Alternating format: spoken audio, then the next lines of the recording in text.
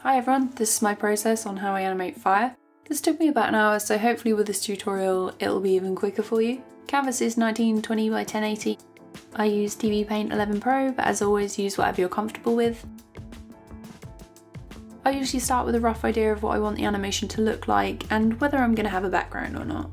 I decided to make a campfire, so sketched out a couple of rocks which will hide any ugly edges so I don't have to spend forever cleaning up at the end.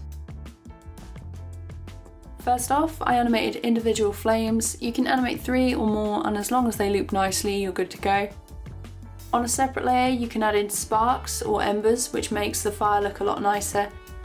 Try and make these irregular as it looks a little odd if they're evenly spaced and fly up and fade at the same rate. If you want to save some time, you can animate one flame, duplicate the layer, and then move the duplicates to either side of the original.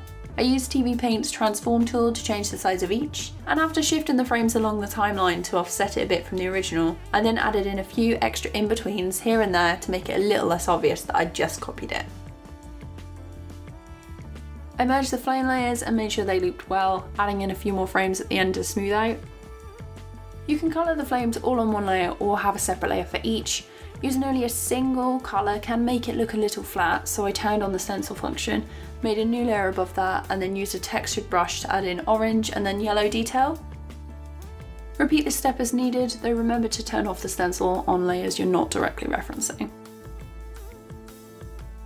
I then used TVPaint's motion blur and glow effects to finish off. There's plenty of options to play with, so you can adjust any levels until you're happy with them, and even reset it if you make a mistake.